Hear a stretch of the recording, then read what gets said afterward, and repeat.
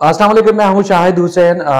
सारा के कत्ल से मुताल्लिक अहम तरीन जो है वो पेशरफ सामने आ रही है, जिसमें एक तो रात गए पुलिस ने अपनी मुद्दईयत में मुकदमा दर्ज कर लिया है और अब तक जो है होने वाली तहकीकात और तफ्तीश में बड़े खौफनाक इंकशाफात भी हुए हैं। ना सिर्फ इंकशाफात बल्कि अब इस केस से जुड़े मजीद लोग भी सामने आने का इम्कान है। वहाँ पर मौजूद जो सहाफ़ी दोस्त और मुख्तलिफ जो ज़राए हैं उनसे भी मालूमात कुछ हासिल की हैं, तो उसके हिसाब से जिस तरह की तफसीलात सामने आ रही हैं वो इंतहाई अंदोनाक इस कत्ल में अहम तरीन चीज़ें सामने जो साबित हो सकती हैं, क्योंकि पहले भी जिस तरह नूर मुकद्दम का केस हुआ था तो उसमें इस्लामाबाद में जिस तरह सफाकियत का मुजाहरा किया गया था, उसके बाद फिर मुलजिम के साथ जुड़े उनके जो मुलाजमीन थे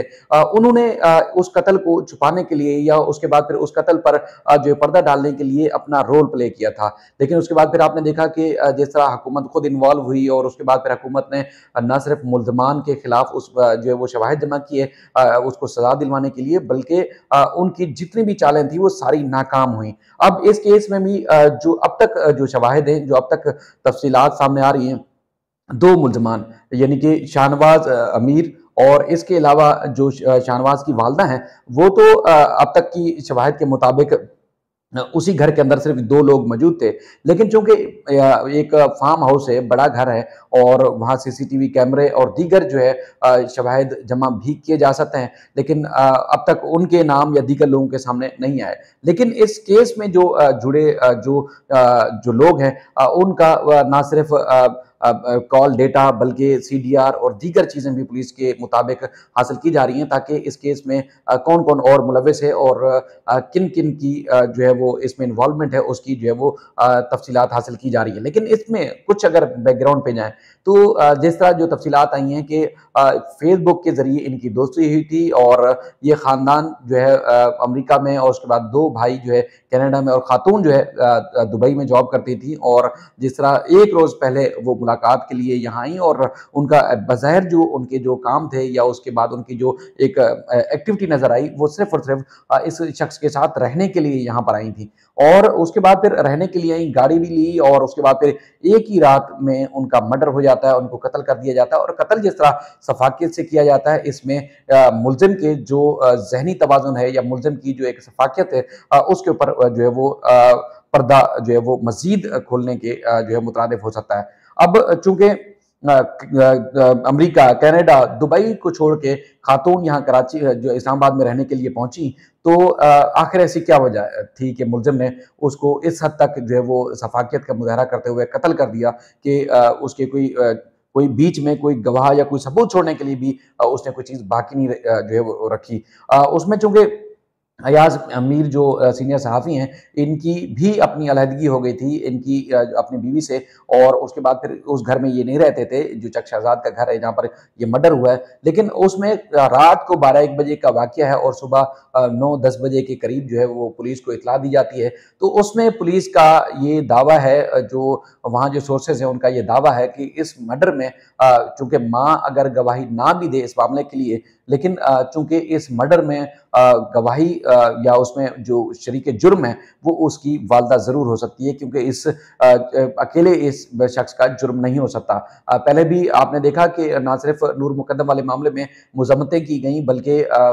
इस कत्ल को छुपाने के लिए भी माँ बाप ने भरपूर कोशिश की, मुलाज़मीन ने भी भरपूर कोशिश की। तो इसमें भी आप जो है वो साफ देख सकते हैं कि इसमें माँ ने तकरीबन कोई 8-10 घंटे के बाद जो है पुलिस को इत्तला दी। तो बिलाखिर ऐसी क्या वजह थी कि जब मर्डर हो रहा था, इस मर्डर में ज़ाहिर खामोशी से नहीं हुआ, फायर नहीं हुआ,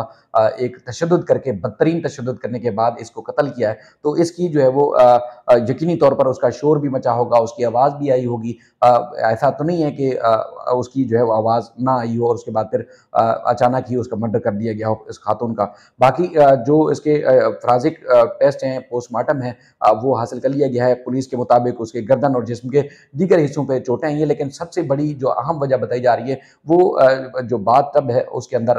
पानी खोलने की वजह से ज़्यादा चांसेस हैं कि बच्ची की या उस लड़की की मौत वाक़ई हुई है। बहरहाल ये रात के अंधेरे में इस तरह का एक खौफनाक मंज़र था। अब उसमें जो चीज़ें बरामद हुई हैं ख़ास तौर पर अब जो वहाँ के जो सहाफ़ी हैं जिन्होंने खुद वहाँ जाकर विज़िट भी किया, उनका तो ये भी दावा है कि ना सिर्फ़ वहाँ से मंशियात बरामद हुई है, बल्कि कुछ और भी ममनुआ चीज़ें बरामद हुई हैं जिनका मीडिया के सामने तज़किरा करना मुनासिब अमल नहीं है। तो आप खुद अंदाज़ा लगा सकते हैं कि किस तरह सफाकियत का मुज़ाहरा करने वाला शख्स होगा। पहले 2 शादियाँ की, एक जो है कुछ अर्सा चल सकी और उसके बाद फिर दूसरी भी 1 डेढ़ महीने तक शादी चल सकी और उसके बाद फिर कुछ अर्सा पहले फ़ेसबुक के ज़रिए दोस्ती होती है और उसके बाद इस दोस्ती का अंजाम इस भयानक मौत के साथ जो है वो हो जाता है। बाकी जिस तरह हमें तफ़सीलात बताई गई है कि कुछ देर बाद बाकायदा तौर पर इस मुलज़िम को जो वहाँ की इस्लामाबाद की मकामी अदालत है पेश करके बाकायदा तौर पर इसका रिमांड हासिल किया जाएगा। चूँकि इस लड़की के वालिदैन मुल्क से बाहर रहते हैं और उसके बाद फिर जो मुकदमा दर्ज किया गया है वो रियासत पाकिस्तान यानी कि एसएचओ की मुद्दत में मुकदमा दर्ज किया गया है। अब मामला ये है कि मुलज़िम को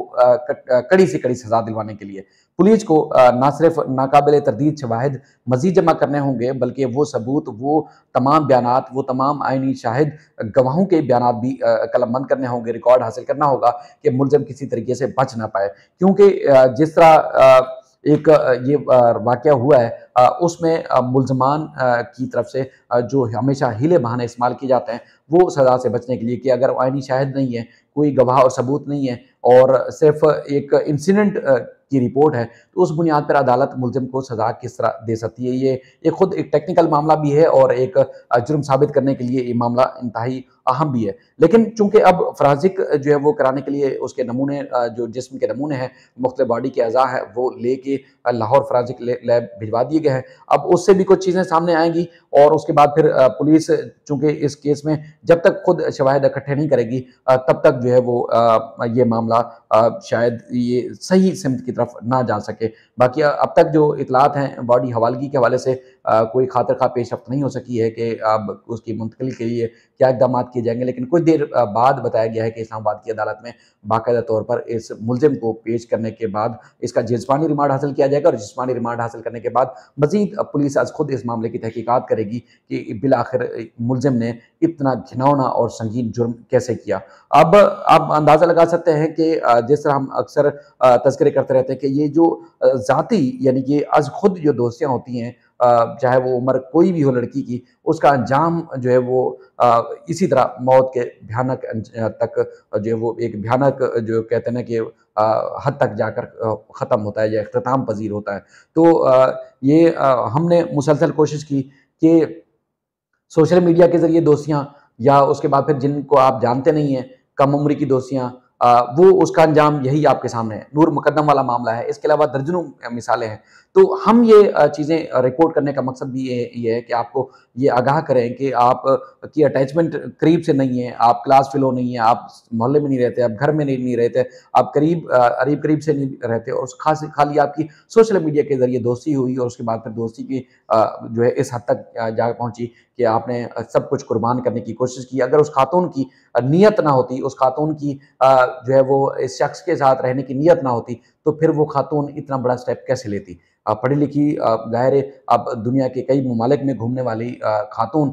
वो इतनी कम अकल तो नहीं हो सकती, उसने तो ज़िंदगी का बेहतर फ़ैसला ही सोचा होगा। लेकिन जिस शख्स के बारे में उसने इतनी बड़ी कुर्बानी देकर पाकिस्तान आकर रहने का ख्वाब देखा, गाड़ी ली, सब कुछ किया, उस बंदे ने उसकी ज़िंदगी का इंजाम क्या किया, वो आप सबके सामने है। तो इसलिए हमारी कोशिश ये है कि आपको ना सिर्फ अवेयर रखें, आगाह रखें, बल्कि ऐसे जुराइम, ऐसे मुजरिमों को बेनकाब भी करते रहें ताकि लोगों को पता चले, बहन-बेटियों को पता चले कि किसी भी अननोन शख्स जिसको आप करीब से नहीं जानते उनके लिए आगे कदम बढ़ाना बहुत आगे बढ़ जाना, ये आपकी ज़िंदगी का भयानक अंजाम हो सकता है। इस्लामाबाद में एक और भी बड़ा ख़तरनाक कत्ल हुआ है। अब कत्ल हुआ है या खुदकुशी का मामला है, लेकिन उसमें भी उनकी एक बॉडी मिली है जिसमें थाना कान्हा के इलाके में सेफ सिटी प्रोजेक्ट के जो डायरेक्टर थे उनकी पंखे के से लटकी लाश बरामद हुई है। उस मामले की भी पुलिस अब तहकीकात कर रही है। अब ये इस्लामाबाद में समझ लें कि 2 रोज़ में दूसरा बड़ा एक खौफनाक वाक़या है। अब देखते हैं कि इस्लामाबाद की पुलिस अब किस तरह इस मामले में तहकीकात करती है और इसकी शफ़ाफ़ियत और उसके बाद तहकीकात के बाद किस तरह इनकी तहकीकात कारगर साबित हो सकती है। आने वाली वीडियोज़ में आपके सामने तफ़सीलात रखते रहेंगे। अपना ख़्याल रखिएगा। अल्लाह हाफ़िज़।